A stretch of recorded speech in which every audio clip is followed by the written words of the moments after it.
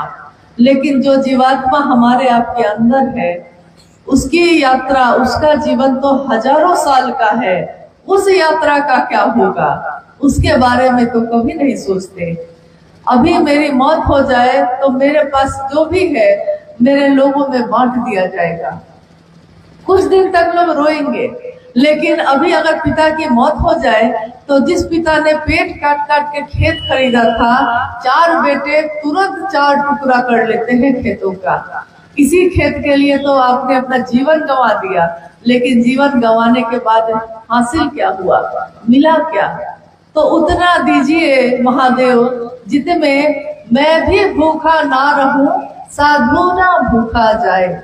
मतलब इतना दे दीजिएगा कि मेरा पेट भर जाए, मेरे लोग खा पाए, छत हो, कपड़ा हो, जीवन की जरूरत हो, और कोई साधु आ जाए तो भूखा ना चला जाए मेरे दरवाजे से।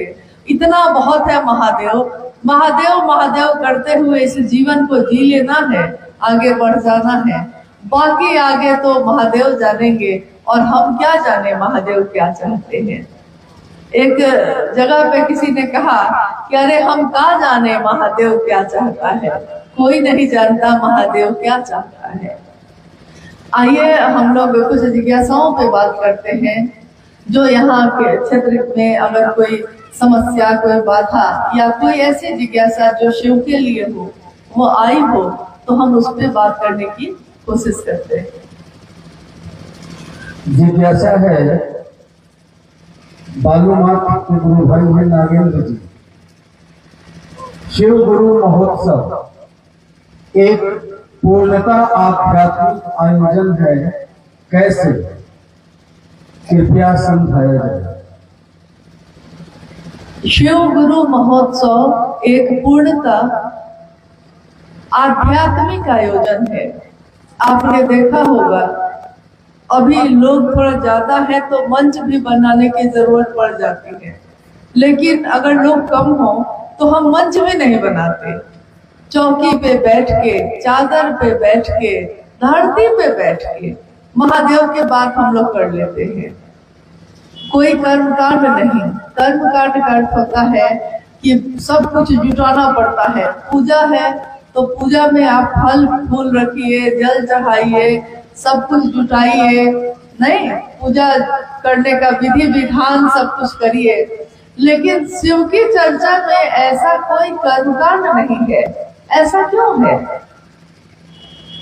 क्योंकि पूजा तो हम अपने घरों में करते ही हैं, मंदिरों में करते ही हैं, और पूजा गलत नहीं होती। कभी भी ईश्वर की पूजा हमारा कल्याण ही करती है, लेकिन वो पूजा कैसे हो ये गुरु बताते हैं। गुरु है स्वयं शिव। शिव बताएंगे कैसे अब, क्योंकि वो तो दिखाई नहीं दे रहे।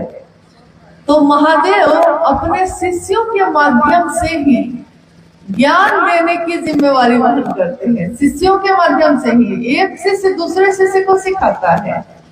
कोई पूरा ज्ञान नहीं रखता, लेकिन आपने देखा होगा कि शिव चर्चा करते समय बहुत बार ऐसा हुआ होगा कि आपसे किसी ने कुछ पूछा होगा, आपको इसका जवाब नहीं आता था।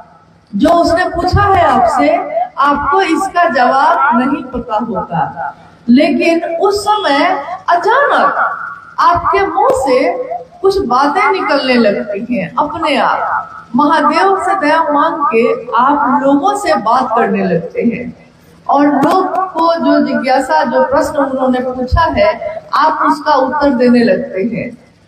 वो आदमी संतुष्ट हो जाता है आपकी बात से और कहता है हाँ हम समझ गए। आप बाद में सोचते हैं कि इसका उत्तर मुझको कैसे पता था, क्योंकि इसका उत्तर तो मैंने किसी किताब में पढ़ा नहीं था। आपके साथ हुआ है ऐसा कभी? हम लोग के साथ तो हमेशा हुआ है, क्योंकि जो कभी पढ़ा नहीं, कोई कभी जाना नहीं, उसका भी उत्तर आप दे देते हैं। आध्यात्मिक आयोजन का अर्थ होता है, आध्यात्म का अर्थ होता है अपनी खोज, अपनी यात्रा, अपने को जानने का विज्ञान। मैं कौन हूँ, कहाँ से आया हूँ, क्यों आया हूँ, और इसी खोज के लिए